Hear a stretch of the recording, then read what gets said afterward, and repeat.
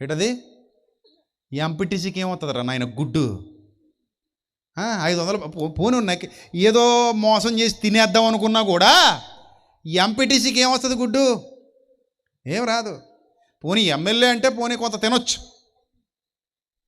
తినే ఛాన్సెస్ ఉన్నాయి. అందుకే కదా ఇన్ని లక్షలు ఖర్చు పడేస్తున్నారు. అబ్బో పంచి పడేస్తున్నారు. మనమేమో 2000కి 1000కి ముట్టోళ్ళగా అమ్మేసుకుంటున్నాం ఓట్లు. వాళ్ళేమో శుభ్రంగా మన దగ్గర కోట్లు లాగేస్తున్నారు, మన దగ్గర ఓట్లు కొట్టేసి. నిజమే, ఇది పచ్చి నిజం. చాలామంది ఉన్నారు అలాగా దోచేసేవాళ్ళు.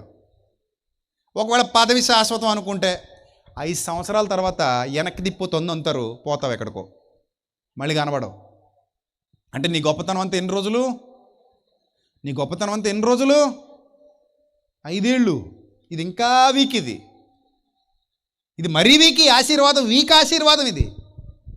ఈ 5 ఏళ్ళే ఒక వెలుగెలుగుతావు. ఈ 5 ఏళ్ల తర్వాత ఏమో ఉంటావో ఊడిపోతావు, ఎవరికి తెలీదు. నీ సీటు ఉంటుందో ఊడిపోద్దో తెలీదు. ఇది పచ్చి నిజం ఇది. ఒకవేళ ఈ మధ్యలో కానీ ప్రాణం పోయిందనుకో, ఇంక మొత్తానికి సీటే లేదు, సీటే గల్లంత అయిపోయినట్టు ప్రాణం పోతే. అర్థమైందా? సో ఈ మాత్రం దానికి మనిషి అనుకుంటున్నాడు నేనేదో గొప్పోడు అనుకుంటున్నాడు. గుర్తుపెట్టుకో మానవుడా, దేవుని కంటే నీవు గొప్పవాడవు కావు. నీవెంత ఎదిగినా ఎవరి క్రింద ఉండాలి? దేవుని క్రిందే ఉండాలి. నువ్వు ఎంత పరుగెత్తినా ఎవరి క్రింద ఉండాలి?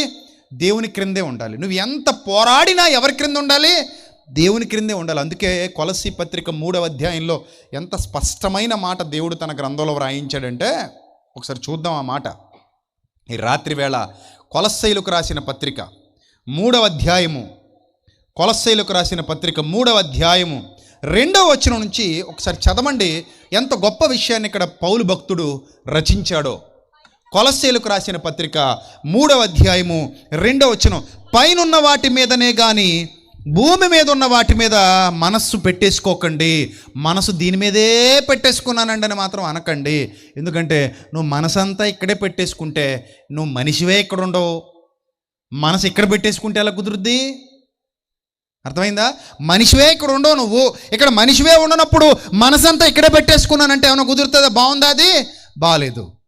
అందుకే ఓ మనిషి మనసంతా ఇక్కడే పెట్టేసుకోవద్దు.